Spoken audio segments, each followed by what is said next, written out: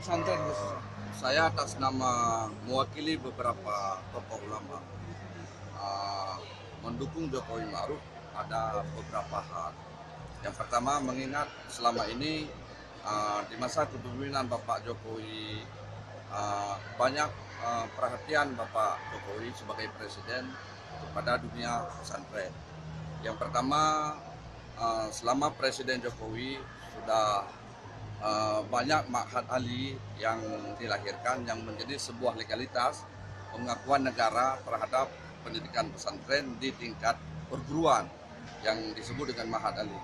Yang kedua, lahirnya Hari Santri sebagai penghargaan negara terhadap dunia pesantren yang memang pesantren sudah berabad-abad menjadi lembaga pendidikan. Namun secara legalitas pengakuan negara belum seperti yang diharapkan yang terjadi selama ini.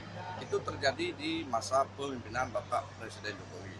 Terus yang ketiga, dalam beberapa bulan yang lalu Bapak Presiden, pemerintah Indonesia bersama Menteri Agama sudah mengusulkan rancangan undang-undang pondok pesantren yang insya Allah sebentar lagi akan menjadi sebuah undang-undang.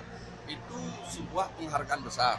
Dunia pesantren harus bersyukur kepada Allah, berterima kasih kepada Bapak Presiden yang telah memberi sebuah penghargaan besar. Lahirnya undang-undang pondok pesantren, berarti pesantren sudah sama haknya dengan pendidikan nasional lainnya. Ini belum terjadi di masa kepemimpinan presiden-presiden yang lalu. Itu harus disyukuri dan terima kasih. Oke. Harapannya Pak untuk pemilihan tahun depan seperti apa Pak? Kerja keras semua pihak, Presiden Jokowi akan bisa melanjutkan apa yang telah bekerja selama ini. Masih banyak pekerjaan-pekerjaan yang belum terselesaikan, apalagi untuk Aceh.